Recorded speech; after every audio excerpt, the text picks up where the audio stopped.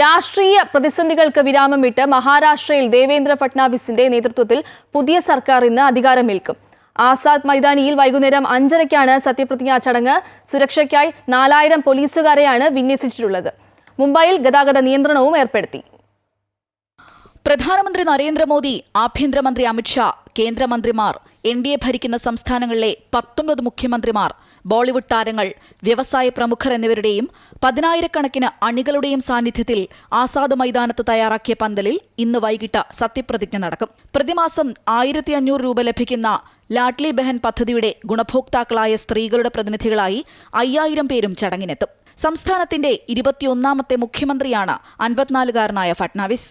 3ാം തവണയാണ് അദ്ദേഹം മുഖ്യമന്ത്രിയാകുന്നത്. നവംബർ 23-ന് തെരഞ്ഞെടുപ്പ് ഫലം വന്നുവെങ്കിലും മുഖ്യമന്ത്രി സ്ഥാനത്തേക്ക് അവകാശമുന്നയിച്ച് ഏക്നാഥ് ഷിൻഡെ രംഗത്ത് വന്നതോടെയാണ് സർക്കാർ രൂപവൽക്കരണം നീണ്ടുപോയത്.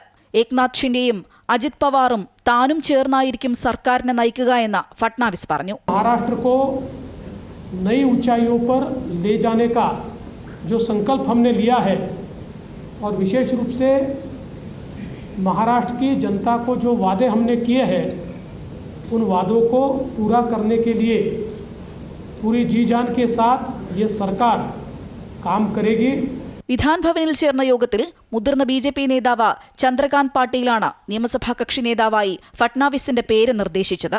യോഗത്തിന് മുന്നോടിയായി നടന്ന സംസ്ഥാന BJPയുടെ കോർ കമ്മിറ്റി യോഗം ഫട്നാവിസിന്റെ പേര് മുഖ്യമന്ത്രി സ്ഥാനത്തേക്ക് തീരുമാനിച്ചിരുന്നു. സംസ്ഥാനത്തെ 288 നിയമസഭാ സീറ്റുകളിൽ 230 സീറ്റും നേടി മികച്ച വിജയമായിരുന്നു മഹായുതി കൈവരിച്ചത്. BJP 132 സീറ്റുകൾ നേടി. News desk, Amrita TV.